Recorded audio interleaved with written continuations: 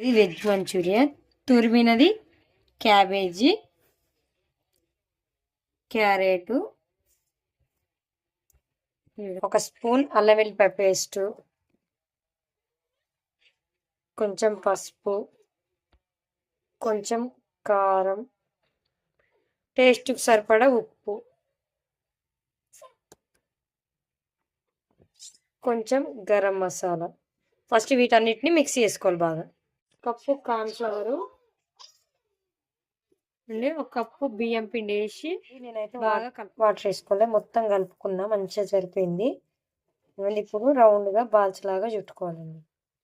అన్నీ చూడండి ఇట్లా చిన్న చిన్నగా బాల్స్ లాగా చేసుకొని ఇదిగోండి ఒక ప్లేట్లో పక్కకు పెట్టి. మొత్తానికి అయితే ఇప్పుడు మన మంచూరియా మొత్తం బాల్స్ రెడీ అయిపోయినాయి. ఇప్పుడు అవి మునిగేటట్టు అది చేయండి. ఇప్పుడు ఆన్ చేయి. ఇదిగోండి ఇప్పుడు డీప్ ఫ్రై అయిన కాయలు బాల్స్ ఇందులో వేసుకొని సిమ్లో పెట్టుకోండి. అప్పుడైతేనే లోపల కూడా మంచిగా మంచూరియా వేగే లోపట్ల ఇగో కొత్తిమీర, వెల్లుల్లి, అల్లం, పచ్చిమిర్చి, ఉల్లిపాయ కట్ సన్నటి ముక్కలాగా తరుక్కోవాలండి. ఇదిగోండి మన బాల్స్ కూడా రెడీ అయిపోయినాయి. ఇంకా తీసేసుకుంటే అయిపోతుందండి. చూడండి ఇప్పుడు నేనైతే ఇగో మంచూరియా బాల్స్ తీస్తున్నా. చూడండి తీసి ఇందులో వేసుకుంటున్నా. మీరు కూడా ఇట్లా గోల్డెన్ బ్రౌన్లోకి వచ్చినాక మంచిగా కాలినాక తీసుకోండి. ఇప్పుడు దీనికి సాసు చూపిస్తాం. ఇదిగోండి ఇప్పుడు ఒక ప్యాన్ పెట్టుకొని అందులో మంచూరియాకి సరిపడా ఆయిల్ వేసుకోవాలి. ఇప్పుడు పచ్చిమిరపకాయ తరుగు, ఉల్లిపాయ, వెల్లుల్లి, అల్లం ఈ మూడింటిని బాగా హై ఫ్లేమ్లో వేయించుకోవాలి.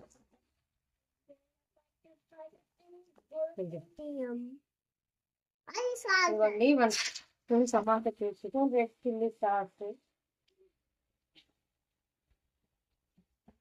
Sugar, soya sauce. ఇప్పుడు వీటన్నిటిని బాగా మిక్స్ చేసుకోవాలి.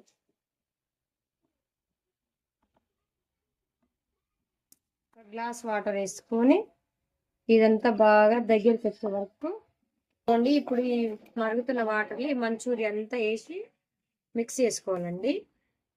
5 to 10 మినిట్స్ ఉడకనివ్వాలి బాగా. అప్పుడైతే ఇదంతా దగ్గరికి వస్తుంది. ఫైనల్గా కొత్తిమీర వేసుకుంటే మన మంచూరియా రెడీ. వేడివేడిగా సర్వ్ చేసుకుంటే అయిపోతుంది.